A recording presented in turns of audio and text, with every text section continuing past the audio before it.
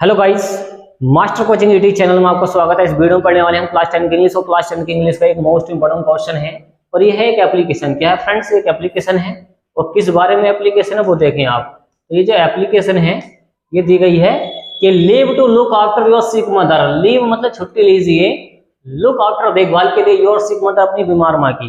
तो बीमार माँ के लिए यहाँ पर क्या लेनी है? आपको छुट्टी लेनी है। किससे? प्रिंसिपल से। तो जो क्वेश्चन मिलेगा आपको पेपर में इस तरीके से मिलेगा, you have to look after your sick mother, so write an application to the principal of your college requesting him to grant you 4 days leave। यहाँ पर वो लगा है कि you have to look after। देखिए have to का case क्या है? जब आपको किसी काम को करना पड़ता है तो have to का यूज करते हैं। तो you have to आपको करनी है, जरूरी है ये काम आपको करनी है। look after देखभाल your sick mother अपनी बीमार माँ की। तो बीमार माँ की देखभाल के लिए आपको क्या लिखना है? एक एप्लीकेशन लिखनी है। सो इसलिए राइट लिखिए एन एप्लीकेशन, एक एप्लीकेशन को। देखिए एन का यूज क्यों करा है? क्योंकि यहाँ पर वोविल आया है, वोविल से पहले क्या यूज होता है? एन होता है। तो इसलिए एक एप्लीकेशन को लिखिए। आगे है टू द प्रिंसिपल, अपने प्रिंसिपल को ऑफ योर कॉलेज, अपने कॉलेज के रिक्वेस्टिंग जिसमें अनुरोध किया गया हो हिम उनसे टू ग्रांट यू 4 days मतलब 4 दिन की छुट्टी के लिए। लीव मतलब छुट्टी के लिए। तो इस तरीके से आपको क्वेश्चन मिलेगा पेपर में और आंसर इस तरीके से लिखना है। शुरू में लिखना आपको टू, वहां पर लगा देना कोमा। तो कोमा लगाने के बाद में जस्ट उसके नीचे आप लिखेंगे द प्रिंसिपल, फिर लगाएंगे कोमा। तो सेवा में प्रधानाचार्य जी, इसका मतलब निकलेगा सेवा में प्रधानाचार्य जी। आगे है दौलत राम इंटर कॉलेज, ये कॉलेज का नाम है। आपको किसी भी कॉलेज का नाम लिख सकते हैं, अपने कॉलेज का भी नाम यहाँ पे फिल कर सकते हैं। और जो एड्रेस है यहाँ पर मेरठ है, आप अपने डिस्ट्रिक्ट का भी नाम लिख सकते हैं, जैसे कि मुरादाबाद लिख सकते हैं, कुछ और भी लिख सकते हैं। फिर लिखेंगे जस्ट उसके नीचे सर, इसका मतलब होता है श्रीमान, फिर लगाएंगे कोमा। फिर इतनी जगह खाली छोड़ के फिर यहाँ से लिखना स्टार्ट करेंगे। ओके, फिर लिखेंगे विद ड्यू रेस्पेक्ट, सम्मान के साथ। विद ड्यू रेस्पेक्ट, सम्मान के साथ। I beg to stay, I beg to state में कहना चाहता हूँ। स्टेट का मतलब यहाँ पर कहने के लिए आया है। ओके, दैट माई मदर, जो मेरी माँ है, हैज बीन सफरिंग, वो सफरिंग हो चुकी है, वो क्या है? बीमार है बहुत बुरी तरीके से। आगे है फ्रॉम फीवर, किससे? फीवर से। तो सफरिंग फ्रॉम फीवर पूरा चलता है, सफरिंग फ्रॉम फीवर ये पूरा चलता है यहां से लेकर यहां तक सेंटेंस। इसका मतलब होता है बुखार से पीड़ित या बुखार से परेशान। आगे है सिंस लास्ट नाइट, मतलब पिछली रात से। तो पिछली रात से भयंकर वाला बुखार आ रहा है। किसकी? किसको आ रहा है? माँ को आ रहा है।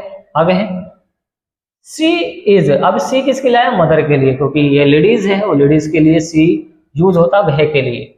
सी इज टू ओल्ड, वह बहुत ज्यादा बूढ़ी है, एंड वीक, और क्या है? कमजोर है। वह बहुत ज्यादा क्या है? ओल्ड है, बूढ़ी है, एंड वीक क्या है? कमजोर है। सी इज अनेबल टू, वह अयोग्य है, अनेबल टू अयोग्य है, मूव चलने फिरने के लिए, तो उनसे चले भी नहीं जा रहा है। My father has gone out on a tour, जो मेरे पिताजी हैं हैज गॉन आउट, वो चले गए हैं ऑन अ टूर, एक टूर पर। तो वो टूर पर चले गए हैं। जो मेरे पिताजी हैं, घर पर तो कोई है नहीं, वो भी टूर पर चले गए हैं। आगे है देयर इज नोबडी, कोई नहीं है। जहां पर कोई सब्जेक्ट नहीं होता वहां पर यूज करते हैं देयर का। तो वहां पर कोई नहीं है, नोबडी मतलब कोई भी नहीं है। एट होम, घर पर। तो देखिए छोटे स्थानों से पहले एट का यूज करते हैं। ओके, तो घर पर, एट होम, घर पर। टू लुक आफ्टर, देखभाल के लिए। तो यहाँ पर बोला गया है कि देखभाल के लिए, लुक आफ्टर का मतलब होता है देखभाल। तो देखभाल के लिए कोई भी नहीं है घर पे। हर उनकी, किसकी? माँ की देखभाल के लिए। सो इसलिए काइंडली ग्रांट मी, इसलिए कृपया करके, काइंडली कृपया करके, ग्रांट मी मुझे अनुमति दे दो। मुझे रिक्वेस्ट मतलब क्या है? बोला गया है कि मुझे अनुमति दे दो लीव, छुट्टी के लिए, फॉर 4 days मतलब 4 दिन की छुट्टी के लिए मुझे अनुमति दे दो। फ्रॉम, अब जिस डेट से आपको, जिस डेट तक छुट्टी लेनी है वो डेट यहाँ पे फिल करेंगे। डेट के लिए जगह खाली छोड़ रखी है। फिर लिखेंगे नीचे just thanking you, thank you का मतलब आपका धन्यवाद। और इस साइड में आपको लिखना है योर्स ओबीडेंटली, आपका आज्ञाकारी। अब प्रिंसिपल को आपने क्या लिखी है? एप्लीकेशन लिखी है, तो आप तो उनके आज्ञाकारी होंगे ना, उनकी आज्ञा का पालन करना पड़ेगा। तो एक्स वाई जेड जो भी आपको नाम लिखना हो वो नाम लिख सकते हैं, वैसे पेपर में लिखते नहीं है। क्लास एक्स मतलब क्लास क्या है? 10th है। और इसके नीचे, जस्ट इसके नीचे आपको लिखनी है डेट, और जिस डेट को लिखा गया हो वो डेट यहाँ पे लिख सकते हैं। तो इसके ट्रांसलेशन के लिए फ्रेंड्स आपको सारे के सारे इसके क्या आनी चाहिए, सारे के सारे आपको आनी चाहिए इसकी मीनिंग। क्या आनी चाहिए, मीनिंग। तो एक बार इसके मीनिंग और देख लें। मीनिंग आपको कौन कौन से याद करने पड़ेंगे वो देखें आप। देखिए, आपको इसके मीनिंग याद करने के लिए क्या करना पड़ेगा। देखिए, प्रिंसिपल आप जानते हैं, प्रिंसिपल क्या होता है, प्रिंसिपल प्रधानाचार्य होता है।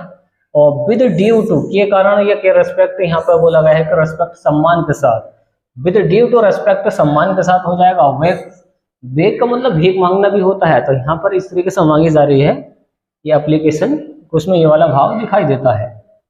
ओके, आगे है सफरिंग फ्रॉम फीवर, ये पूरा आपको याद करना है, ये सारा का सारा वर्ड।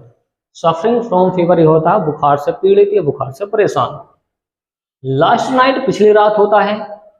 वीक होता है कमजोर। अनेबल होता है अयोग्य, जब कोई काम करने में हम अयोग्य साबित हो जाते हैं, होता नहीं हमसे, तो अनेबल होता है।